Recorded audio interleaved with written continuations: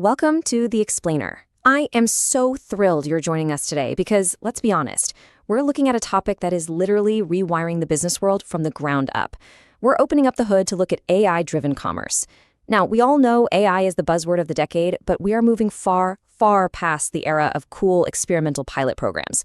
Today, AI is the new engine of retail. It's completely reshaping how organizations operate, how they figure out what to charge you, and exactly how they handle your customer service requests. We've synthesized some absolutely incredible data from Launch Consulting, Deloitte Insights, Nomtech, and IBM to show you exactly how this evolutionary engine works. Let's get started. Okay, let's dive right into this. 2.5 times. Just think about that number for a second. According to data from Launch Consulting, U.S. retailers that have actually achieved enterprise scale with AI, they're seeing a massive 2.5x more profit than those who haven't. And we aren't just talking about revenue here, profit. This is a fundamental shift in unit economics. Businesses that are still treating AI like a little side project or some temporary novelty, well, they're going to be totally outpaced and out-earned by the companies that are embedding it everywhere. So, here's our roadmap for today. We'll start with the AI commerce revolution, then look at designing better decisions, move into the dynamic pricing engine, check out the rise of agentic CX, and finally wrap up with the Human-AI Alliance. All right, part one, the AI commerce revolution. The adoption data here is just staggering. By 2027, a whopping 90% of retailers are expected to have scaled AI across their key business functions. We're talking everything from logistics to marketing. And look at this.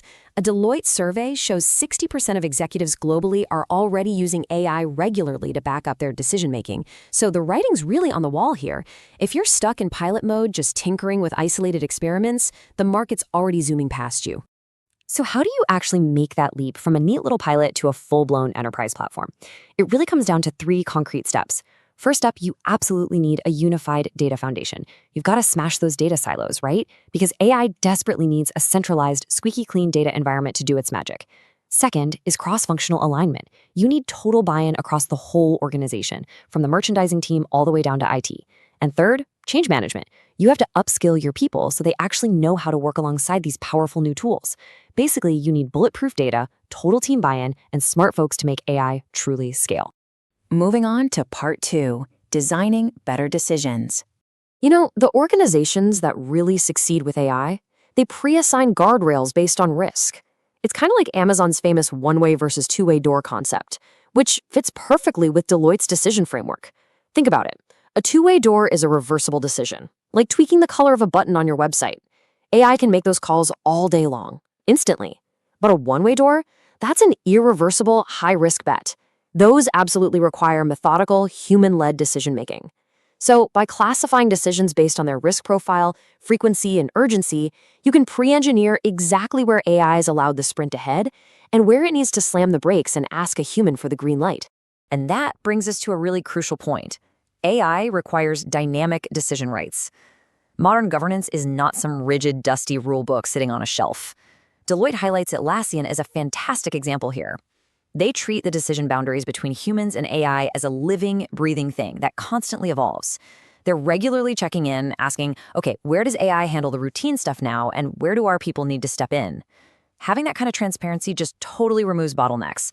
And honestly, most importantly, it builds massive trust across the entire team. All right, let's shift gears to part 3, the dynamic pricing engine. If you ever needed cold, hard proof that manual pricing is completely dead, well, here it is. 2.5 million. That's the number of times Amazon changes its product prices every single day. Just let that sink in for a second. 2.5 million times. Relying on human analysts hunched over spreadsheets trying to track competitor pricing across thousands of SKUs, it's not just inefficient anymore. Honestly, it's pretty much strategic suicide in today's hyper-fast digital marketplace. Let's look at how this strategy has totally evolved. The old way? That was rule-based pricing. Highly reactive. You know the drill. If a competitor dropped their price by $5, your bot panicked and dropped yours by $5 too. And that just led to this devastating race to the bottom that absolutely shredded profit margins. But the new way is AI predictive pricing. Now, the AI actually uses game theory. It's anticipating demand based on things like weather patterns, your real-time inventory levels, and price elasticity. Plus, it bakes in these min-max guardrails so you're never accidentally selling below a profitable floor. It protects your margins while keeping you fiercely competitive. And the beauty of it is, AI doesn't just stare at the sticker price. It's analyzing the effective price, which factors in sneaky things like competitor shipping costs and delivery speeds. It's also incredibly smart at identifying key value items, or KVIs. These are your everyday staples, like milk or an iPhone, or consumers know exactly what it should cost. It keeps those super competitive while quietly recovering margin on the accessories. Oh, and get this. It can instantly detect a viral trend blowing up on social media and micro-adjust prices to capture that sudden demand spike right before your stock runs out. I mean, it is just brilliant. Which brings us to part 4, Rise of Agentic CX. Now, what's really interesting about this next evolution is the concept of agentic AI. This is a massive, game-changing technological leap. See, traditional AI just kind of sits there waiting for you to type in a prompt. But agentic AI, it operates with its own intent. So let's say a customer has a billing issue. An AI agent can now independently dig into the account, spot the discrepancy, fix it, and shoot the customer a notification, all without a single human having to click a button. We are talking about true strategic automation here. Think about the old days. Reactive support essentially just waits around for the angry phone call, right? But proactive agentic CX uses predictive analytics to spot the early warning signs, like a package getting stuck in transit. Then it autonomously resolves the issue, or gives the customer a heads up before they even realize something went wrong. And the business impact? It's absolutely real. IBM reports that conversational AI handling external customer interactions is driving down the cost per contact by a massive 23.5%. And hey, if you're sitting there wondering, do customers actually even want this? The answer is a resounding yes. 65% of shoppers now say they actively prefer brands that offer AI-powered personalization. They just expect things to be relevant and friction-free. IBM's research points to an amazing example, Virgin Money's conversational assistant, Ready. This thing has handled over 2 million interactions and hit an absolutely incredible 94% customer satisfaction rate. Turns out, when AI works seamlessly, customers actually love it. Finally, let's jump into part 5, the Human-AI Alliance. Look, at the end of the day, AI is not here to replace human judgment. It is a powerful ally. Think of AI as your ultimate co-pilot. It effortlessly handles the dizzying speed and the massive scale of the data.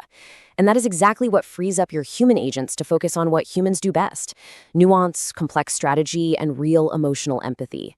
In fact, organizations that are really mature in their AI adoption are seeing a 15% bump in their human agent satisfaction scores.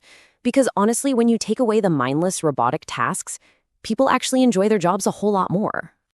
I absolutely love this quote from a leader at Liberty Mutual, which was featured in the Deloitte research. They said, the moment AI enters the workflow, the real question isn't what does the model say? It's who gets to disagree with it and how fast. That just hits the nail on the head. That is the very essence of human agency. People will readily accept and trust AI decisions, but only if they have real agency and the clear privilege to override the machine the second their human intuition says, wait, something's off here. And that brings us to the end of our explainer today. I want to leave you with this provocative question to chew on.